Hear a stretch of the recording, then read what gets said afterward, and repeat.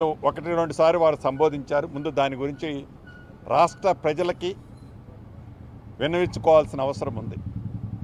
కాంగ్రెస్ పార్టీని విలనగా చిత్రీకరించే దాంట్లో అయ్యా గౌరవ మాజీ ముఖ్యమంత్రి వర్యులు, కాంగ్రెస్ పార్టీ తెలంగాణ రాష్ట్రాన్ని ఇచ్చినందుకు విలనగా చిత్రీకరిస్తున్నారా?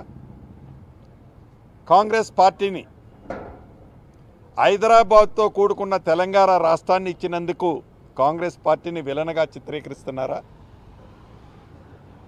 ఆనాడు ఎన్డీఏ చైర్మన్గా, యూపీఏ చైర్మన్గా శ్రీమతి సోనియా గాంధీ గారిని దేవతగా అని పొగిడిన మీరు, తెలంగాణ రాష్ట్రం ఇచ్చిన తర్వాత మీ ఎంటైర్ కుటుంబం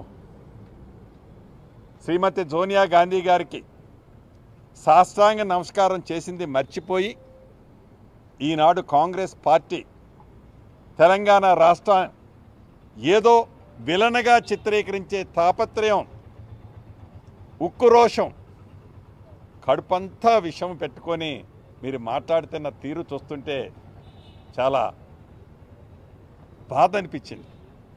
మీరు తెలంగాణ ప్రజల కోసం ఆవేదన పడుతున్నారా, బాధపడుతున్నారా? మీరు ఆ వేదిక మీద చెప్పినట్లు ఏదో బాధపడిపోతున్నట్లు మీరు మాట్లాడే తీరు చాలా నవ్వు కూడా వచ్చింది. ఈ వేదిక ద్వారా వారిని కొన్ని ప్రశ్నించాలనుకుంటున్నా. మీకు 2 పర్యాయాలు తెలంగాణ ప్రజలు తెలంగాణ భాషలో యాసలో మీరు మాట్లాడింది నమ్మి మీకు అధికారం ఇస్తే ఎటువంటి తెలంగాణని మీరు ఎలా చిత్రీకరించి ఎలా తెలంగాణ రాష్ట్రాన్ని కొల్లగొట్టారో ప్రత్యక్షంగా తెలంగాణ ప్రజలు గమనించారు. దానికి ప్రతిఫలం మొన్నటి సార్వత్రిక ఎన్నికల్లో కానీ తర్వాత పార్లమెంటు ఎన్నికల్లో మీకు వచ్చిన ఫలితాలు కానీ.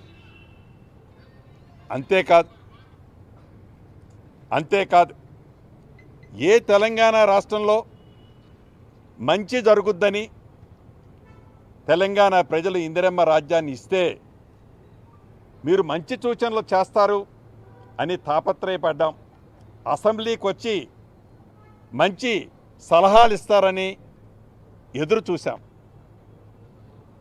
15 నెలలు తెలంగాణ రాష్ట్రంలో ఇందిరమ్మ ప్రభుత్వం వచ్చిన తర్వాత 5-6 పర్యాయాలు అసెంబ్లీలు జరిగినా ఏ ఒక్క పొద్దు ప్రేక్షకుడులాగా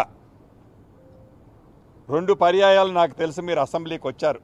ఒకటి బడ్జెట్ పోయినసారి ప్రవేశపెట్టినప్పుడు, మళ్ళీ మొన్న ప్రవేశపెట్టినప్పుడు 2 సార్లు మీరు అసెంబ్లీకి వచ్చారు తప్ప మీ అనుభవాన్ని, మీ జ్ఞానాన్ని, మీకు 80,000 పుస్తకాలు చదివితే ఉన్న అపారమైన తెలివితేటలని తెలంగాణ ప్రజలకు వివరిస్తారా అనే దాంట్లో అసెంబ్లీ సాక్షిగా చెప్తారనుకున్నాం.